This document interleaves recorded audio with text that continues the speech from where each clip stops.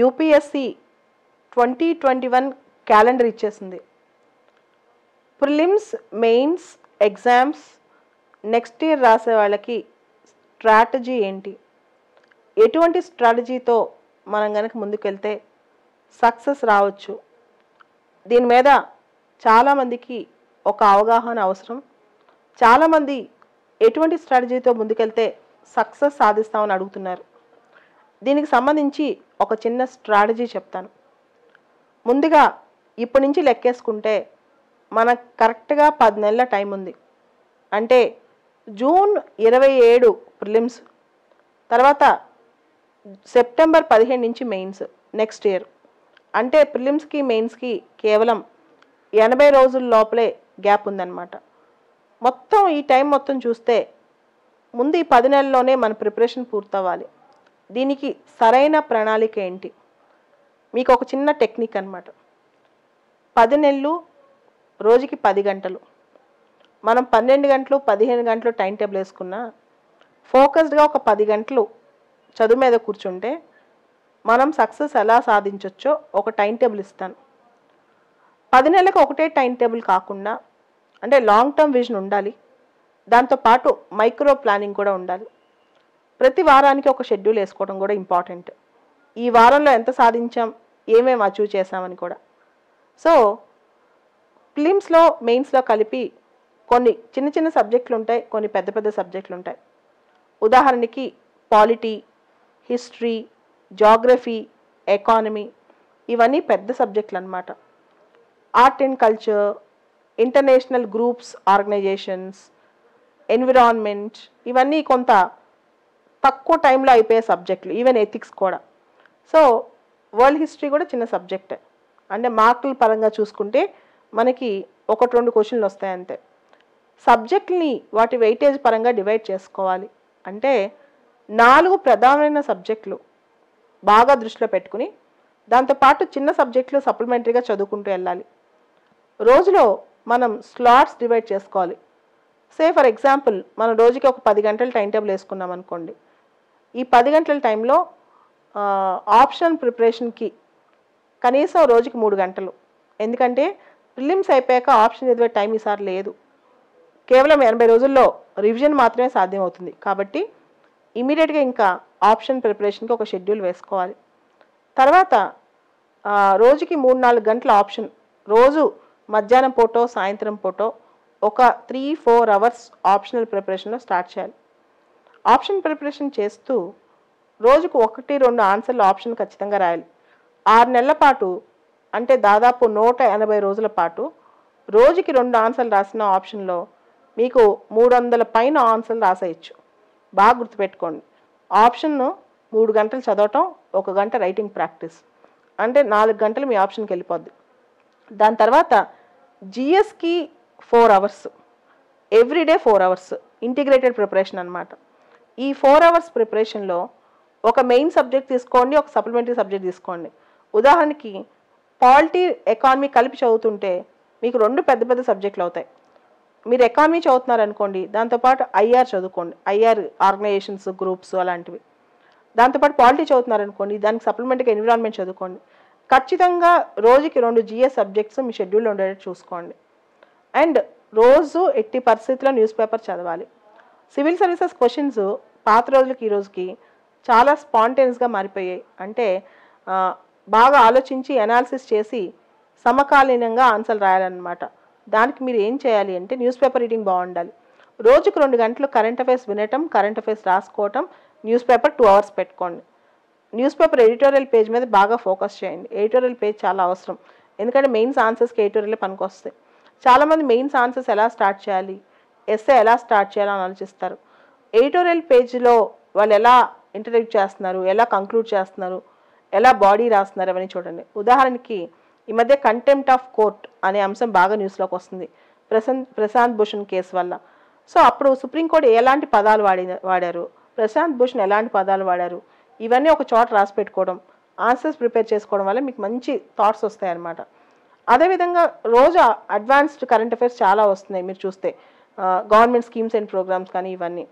అదేవిధంగా మెయిన్స్కి వెళ్తే ప్రిలిమ్స్లో మనందరికీ తెలుసు polity, history, geography, economy current affairs, international relations, international organisations, environment, ecology, biodiversity, governance అంటే గవర్నమెంట్ స్కీమ్స్ అండ్ ప్రోగ్రామ్స్, ఇవన్నీ కూడా ఆర్ట్ అండ్ కల్చర్, ఇవన్నీ వస్తుంటాయి అన్నమాట. దీంతో పాటు మెయిన్స్లో మనం చూస్తే ఒక ఎస్ఏ పేపర్, 4 జిఎస్ పేపర్లు ఉంటాయి.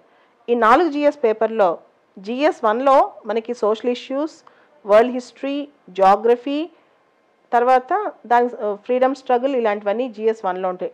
కొంచెం ఆర్ట్ అండ్ కల్చర్. మెయిన్స్లో జిఎస్ 2లో మనకి పాలిటీ అంటే constitutional development, polity, governance, international relations ఉంటాయి. జిఎస్ 3లో economy, disaster management, science and technology, environment, security issues. GS 4 ethics అనమాట. మీరు ఫస్ట్ ఏం చేస్తారంటే ప్రిలిమ్స్, మెయిన్స్ సిలబస్ ప్రింట్అవుట్ తీసుకుని మీ రూమ్కి అతికించుకోండి, మీ గోడలు అంటించుకుని ముందు సిలబస్లో ప్రతి పదం 10 సార్లు చదవండి. రోజు ఒకసారి సిలబస్ చూస్తూ ఉండండి. దాంతోపాటు అట్లాస్ ప్రతిరోజు చూసుకోవాలి. ప్రతిరోజు అట్లాస్ చూసుకోవడం అంటే ఉదాహరణకి మొన్న లెబనాన్లో బీరట్లో పేలుళ్ళు అయ్యాయి. బీరట్ ఎక్కడుంది, లెబనాన్ చుట్టుపక్కల దేశాలు ఏంటి, అదేవిధంగా మారిషస్ దగ్గర మనకి ఆయిల్ స్పిల్ అయింది, ఎక్కడ ఆయిల్ స్పిల్లింగ్ జరిగింది ఒకసారి దాని లొకేషన్ చూసుకోండి. 4 నెలల క్రితం రష్యాలో ఆయిల్ స్పిల్ అయింది, దాని లొకేషన్ చూసుకోండి. ఇట్లా ఏదైతే ప్లేసెస్ ఇన్ న్యూస్ ఉందో వాటిని చాలా జాగ్రత్తగా ఫాలో అవుతూ ఉండండి. అట్లాస్ రోజు 2-3 సార్లు చూసుకోవాలి. సడన్గా అట్లాస్ మొత్తం మ్యాప్ పాయింటింగ్ ఒకటేసారి నేర్చేసుకుంటాం అంటే కుదరదు. రెగ్యులర్గా చూసుకుంటూ ఉంటాం మంచిదన్నమాట. సో దీంతో పాటు ఒక ఇంపార్టెంట్ టిప్ ఏంటంటే గత 25-30 సంవత్సరాల సివిల్స్ క్వశ్చన్ పేపర్స్ తీసుకోండి. రోజుకి 20 క్వశ్చన్స్ ప్రాక్టీస్ చేయండి. ప్రిలిమ్స్ లాస్ట్ 25-30 ఇయర్స్ రోజుకి 20 క్వశ్చన్స్, జస్ట్ 20 క్వశ్చన్స్ తీసుకోండి అంతే, ఎక్కువ వద్దు. 6 నెలల్లో బోల్డ్ అని ప్రాక్టీస్ చేస్తారు మీరు. సబ్జెక్టులు అయిపోగానే ఉదాహరణకి పాలిటీ అయిపోయింది అనుకోండి, లాస్ట్ 25 ఇయర్స్ యూపీఎస్సీలో వచ్చిన పాలిటీ క్వశ్చన్స్ విత్ ఆప్షన్స్, దానిలో ఉన్న ఆప్షన్స్ ఏంటి, ఎందుకు ఆప్షన్ కరెక్ట్ అయిందో రీజన్తో సహా చేయండి. యూపీఎస్సీ కీ కూడా చూసుకోండి. మొన్న 2019 కీ కూడా బయటకు వచ్చింది, యూపీఎస్సీ అఫీషియల్గా రిలీజ్ చేసింది అనమాట. ఇది కూడా చూసుకోండి. దాని తర్వాత రోజుకి 10 క్వశ్చన్స్ కరెంట్ అఫైర్స్ ప్రాక్టీస్ చేయండి. ఆ రోజు కరెంట్ అఫైర్స్ ఏ ఇన్స్టిట్యూట్ మెటీరియల్ మీద డిపెండ్ అవ్వద్దు. ఈవెన్ నేను కూడా రోజు టెలిగ్రామ్ ఛానల్లో అప్లోడ్ చేస్తుంటాను, సిఎస్బిఐఎస్ అకాడమీ టెలిగ్రామ్ ఛానల్లో. దాని మీద కూడా పూర్తిగా డిపెండ్ అవ్వద్దు. మీ సొంత కరెంట్ అఫైర్స్ మీరు రాసుకోండి, ఎందుకంటే అప్పుడే మీకు బాగా గుర్తుంటుంది. రాసుకుని రోజు 10 క్వశ్చన్స్ ప్రాక్టీస్ చేస్తే ఏమవుద్దంటే ఆటోమేటిక్గా అలవాటు అయిపోద్ది. అంటే ఓల్డ్ క్వశ్చన్ పేపర్స్ నుంచి 20 క్వశ్చన్లు, కరెంట్ అఫైర్స్ నుంచి 10 క్వశ్చన్లు ఖచ్చితంగా ప్రిలిమ్స్లో రోజు సాల్వ్ చేయాలి. ఎగ్జామ్ 2 నెలలు 3 నెలల ముందు కాకుండా ఇప్పటి నుంచే సాల్వ్ చేయడానికి ట్రై చేయండి. అది చాలా ఇంపార్టెంట్ అనమాట. తర్వాత డైలీ షెడ్యూల్స్, వీక్లీ షెడ్యూల్స్ 10 నెలలకి కలిపి ఒక షెడ్యూల్ అనమాట. అండ్ ఇప్పటి నుంచి కూడా మీరు ఏం చేస్తారంటే రోజుకి మెయిన్స్కి ఒక 3-4 ఆన్సర్స్ ప్రాక్టీస్ చేయండి. రోజు 1-2 గంటలు ఫస్ట్లో కూడా, ఇప్పుడు కూడా అంటే సిలబస్ మొత్తం అయిపోయిన తర్వాత రాస్తాను అలా కాకుండా ఇప్పటి నుంచి రైటింగ్ ప్రాక్టీస్ పూర్తి స్థాయిలో చేస్తుండండి 1 or 2 hours. అండ్ రివిజన్ రోజు నైట్ 9 తర్వాత కొత్తవి చదవద్దు. రాత్రి 9 తర్వాత కొత్తవి చదవకుండా ఏం చేస్తారంటే, అంటే ఎవరైతే 10ంటికి పడుకుంటారో వాళ్ళు, లేదా 12ంటికి పడుకుంటారంటే 11 తర్వాత ఆ పగలంతా ఏం చదివామో కళ్ళు మూసుకుని ఆలోచించండి. పుస్తకం ముందు కూడా పెట్టుకోవద్దు. జస్ట్ థింక్, ఇవేం చదివాం వాటి గురించి అనాలిసిస్ చేయండి అనమాట. రోజు చదివింది ఖచ్చితంగా ఒకసారి రివిజన్ చేయాలి. వీక్లో ఒక హాఫ్ డే, వారం మొత్తంలో ఒక హాఫ్ డే రివిజన్. ఫెయిల్యూర్కి మేజర్ కారణం చదవలేకపోవడం కాదు, రివిజన్ చేయలేకపోవటం. సో రివిజన్ మాత్రం ఖచ్చితంగా మీరు కొంచెం చదివినా పర్లేదు, దాన్ని ఎలా చదివినా స్పష్టంగా రివిజన్ చేసుకోండి. రివిజన్లో మాత్రం వైడ్ గ్యాప్ తీసుకురావద్దు, రివిజన్లో పెద్ద గ్యాప్ తీసుకురావద్దు.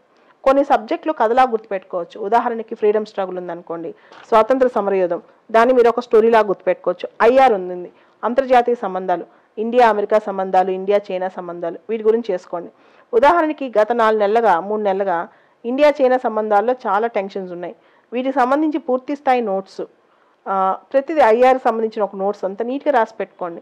ప్రతి సబ్జెక్ట్కి ఒక నోట్స్ ప్రాపర్గా రాసి పెట్టుకోండి.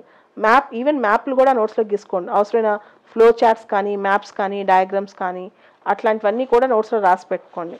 తర్వాత ఇది ఆగస్ట్ అయిపోతుంది కదా, ఇంకా 6 నెలలు అంటే ఫిబ్రవరి వరకు ప్రిలిమ్స్ మెయిన్స్ కలిపి చదువుకోండి. రోజుకి 10 గంటలో 12 గంటలో ప్రిలిమ్స్ మెయిన్స్ కలిపి చదువుకోండి. ఎందుకంటే ఈసారి మెయిన్స్ టైం లేదు, మళ్ళీ చెప్తున్నాను. అండ్ దాంతోపాటు వారానికి ఒక ప్రాపర్ టైం టేబుల్ వేసుకోండి. ఆ టైం టేబుల్లో రివిజన్ అనేది ఖచ్చితంగా ఉండాలి. ప్రతిరోజు 1/2 అవర్ to 1 hour రివిజన్, ప్రతి వీక్ 5-6 అవర్స్ రివిజన్. ప్రతిరోజు అరగంట నుంచి గంట రివిజన్, ప్రతి వీక్ 5-6 అవర్స్ రివిజన్ అనమాట. తర్వాత ప్రతిరోజు ఇంకొకటి ఏంటంటే, ఎక్కువ మంది స్టూడెంట్స్ ప్రిలిమ్స్ మెయిన్స్ అయిపోయాక ఇంటర్వ్యూ ప్రిపేర్ అవుతారు. అది తప్పు. మనకి భావ వ్యక్తీకరణలో, మన ఎక్స్ప్రెషన్లో చాలా స్పష్టత ఉండాలి. రోజు మీ దగ్గర మీ దగ్గర, మీ పేరెంట్స్ దగ్గర, మీ ఫ్రెండ్స్ దగ్గర సెల్ ఫోన్ ఉంటుంది, దానిలో కెమెరా ఉంటుంది. ఒక 5 మినిట్స్ రోజు ఏదో ఒక విషయం మీద ఒక 5 నిమిషాలు మాట్లాడండి. దానిలో ఒక వీడియో తీసుకోండి, ఎదుటి వాళ్ళలో లేదా సెల్ఫీ వీడియో అయినా. ఒక 5 నిమిషాలు మాట్లాడుతూ మీరు ఒక వీడియో తీసుకోండి. రోజు వీడియో తీసుకున్నాక ఒకసారి ఆ వీడియోని చూసుకోండి.